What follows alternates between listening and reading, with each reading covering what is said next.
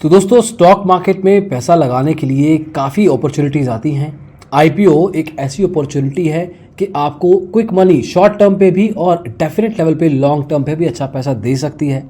अलग अलग कंपनी अलग अलग समय पे स्टॉक मार्केट में उतरती हैं।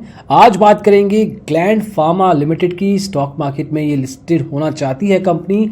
पुरानी कंपनी है, फार्मास्यूटिकल इंडस्ट्री से आती है। फार्मास्यूटिकल इंडस्ट्री काफ़ी बूम में है इस कोरोना में भी। तो आपको इस वीडियो में बताएंगे कुछ डिटेल्स, कुछ स्पेसिफिक बैकग्राउंड और फाइनली ये देखेंगे कि आपको इसमें पैसा लगाना चाहिए या नहीं। तो आइए शुरू करते हैं।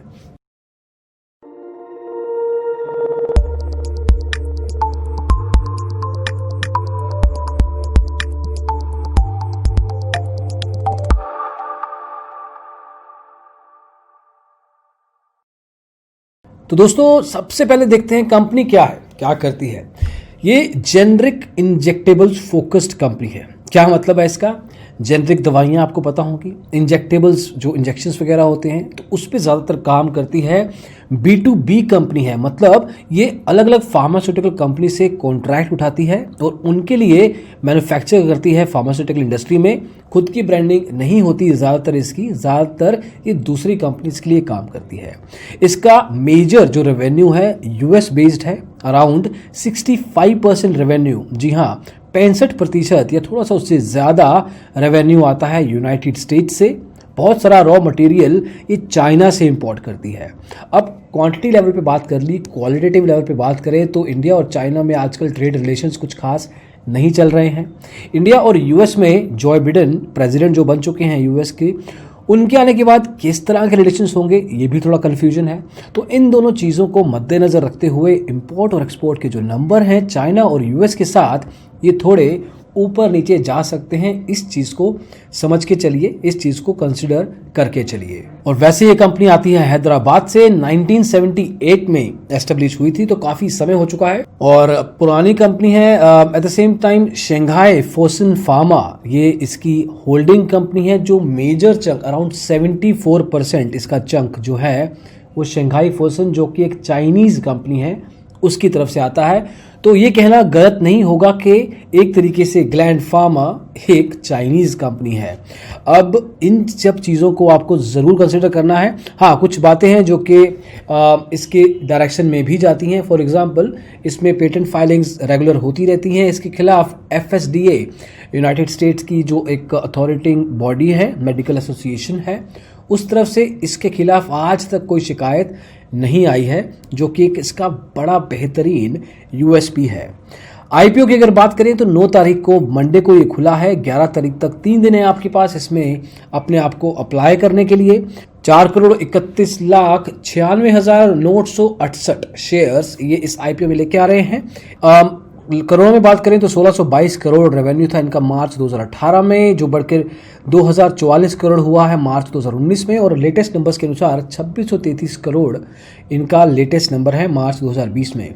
अगर मार्च 2021 की फाइनेंशियल ईयर की बात करें तो इनके पहले क्वार्टर में 884.2 करोड़ का रेवेन्यू शो हो चुका है। इसमें 2 लेवल पे IPO आ रहा है। पहला है फ्रेश इशू जो 1250 करोड़ रुपए का है, और उसके अलावा OFS ऑफर फॉर सेल जो मेजर चंक है इस IPO का, 3.49 करोड़ शेयर्स OFS के रूप में आ रहे हैं। इसमें कुछ कंपनीज हैं जो अपने इक्विटी को, अपने शेयर्स को ऑफलोड कर रही हैं। फॉर एग्जांपल फोसन फार्मा खुद करीब 1.9 करोड़ शेयर्स निकाल रही है। ग्लैंड सेल्सिस बायोकेमिकल्स 1 करोड़ शेयर निकाल रही है। उसके अलावा एम्पावर डिस्क्रिशनरी ट्रस्ट है करीब 35 लाख, और नीलरी डिस्क्रिशनरी ट्रस्ट है वो करीब 18 लाख शेयर ऑफलोड कर रहा है, निकाल रहा है। तो जो OFS का पैसा है वो इन कंपनीज के पास जाएगा। जो IPO का स्पेसिफिक लेवल पे फ्रेश इशू आ रहा है उसको यूज़ करने के 3 तरीके हैं। जो इनका वर्किंग कैपिटल रिक्वायरमेंट है उसमें पैसा जाएगा, इस IPO में जो खर्चा हो रहा है वो जाएगा, और जनरल कॉर्पोरेट पर्पसेस के लिए ये पर्टिकुलर कंपनी पैसा लगाएगी। तो एक तरीके से अपने कैपिटल को एक एक्सपेंशन लेवल पे कुछ प्लान्स हैं, वहाँ पे ये लगने वाला है। अब कंपनी के कुछ फाइनेंशियल्स की बात भी कर लेते हैं। कंपनी ने पैसा कमाया कितना है पिछले 2-3 सालों में। नेट प्रॉफिट में मार्च 2018 में 321 करोड़, 19 में 452 करोड़ और 20 में 773 करोड़ हो चुका है, जो कि एक अच्छे नंबर्स हैं। तो टॉप लाइन और बॉटम लाइन दोनों लेवल पे कंपनी अच्छे से परफॉर्म कर पा रही है, ये चीज़ों का आपको ध्यान रखना है। ईपीएस अर्निंग पर शेयर क्या है? 20 रुपए था 2018 में, 2019 में 28 हुआ है, 47 हुआ था 2020 में और फाइनली अभी 19 रुपए पे है जो पहले क्वार्टर में है। अच्छी खासी ग्रोथ दिखाई है पिछले 3 साल में, 27% रेवेन्यू में और प्रॉफिट आफ्टर टैक्स में करीब 55% का इम्प्रूवमेंट है। एबिटा मार्जिन भी 2016 में 33% से लेके 47% हो चुका है। एनपीएम भी इम्प्रूव हुआ है 20 से 36%। अब इतना कुछ आपके सामने नंबर्स के रूप में सामने आ रहा है। तो शुरुआत में हमने क्वालिटेटिव लेवल पे बताया है जो चैलेंजेस हो सकते हैं।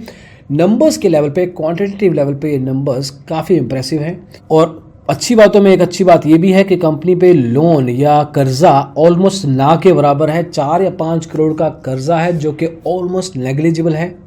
कंपनी का इशू प्राइस 1490 रुपए से 1500 की रेंज में है। अब कंपनी के ओवरऑल लेवल पे जब आगे चल के बात करेंगे, सर्टेन लेवल पे थोड़ा सा महंगा दिखता है, तो शॉर्ट टर्म लेवल पे शायद इतना फायदा ना हो सके, लेकिन लॉन्ग टर्म लेवल पे डेफिनेटली ये एक प्रॉफिटेबल अपॉर्चुनिटी है। आप सेकेंडरी मार्केट में चूज कर सकते हैं कुछ समय रुकने के बाद। शुरुआत में सर्टेनली इसके बढ़ने के चांसेस हैं, थोड़ा प्रॉफिट अच्छा खासा हो सकता है शॉर्ट टर्म लेवल पे, लेकिन लॉन्ग टर्म लेवल पे अगर आप सेकेंडरी मार्केट में भी बाय करते हैं तो ठीक ठाक रिटर्न आ सकता है, अज्यूमिंग कि जो भी मैक्रो लेवल के इश्यूज हैं वो सॉर्टेड रहें, उसमें दिक्कत ना आए। अगर यूएस की कोई पॉलिसी आई इंडिया से इंपोर्ट करने की या चाइना की जो एक्सपोर्ट पॉलिसी है उसमें दिक्कत आई तो वहाँ पे प्रॉब्लम आ सकती है। तो इन चीज़ों को सामने रखिएगा जब भी आप मार्केट में उतरते हैं, क्योंकि जब भी मल्टीनेशनल कंपनीज की बात होती है तो दिक्कतें सिंगल फोल्ड डोमेस्टिक लेवल पे नहीं, बाहर भी देखनी पड़ती हैं। तो दोस्तों इन सब चीज़ों को ज़रूर ध्यान रखिए। सर्टेन लेवल पे अच्छा एक ऑप्शन है आपके पास इन्वेस्ट करने के लिए और आप ठीक ठाक लेवल पे पैसा कमा सकते हैं। हमारी तरफ से recommendation I would suggest 7 out of 10। 3 number इसलिए काट रहे हैं क्योंकि क्वालिटेटिव लेवल पे काफ़ी चैलेंजिंग है। बाकी आप भी बताइए कि आपकी क्या सोच है। आप अगर पैसा लगा रहे हैं तो सर्टेन लेवल पे कमेंट्स में बताइए कि किस तरीके से आपने सोचा है। और जहाँ तक इस रिव्यू की बात है दोस्तों, बस इतना ही। पसंद आया हो तो लाइक करें, शेयर करें, क्योंकि आपकी नॉलेज ज़रूरी है, लेकिन सर्टेन लेवल पे दोस्तों की भी, तो उनको भी पता लगना चाहिए कि वो क्या कर सकते हैं इस मार्केट में। और डिजिटल ब्लॉगर को सब्सक्राइब ज़रूर कीजिएगा स्टॉक मार्केट में जुड़े रहने के लिए। Thank you so much, bye bye.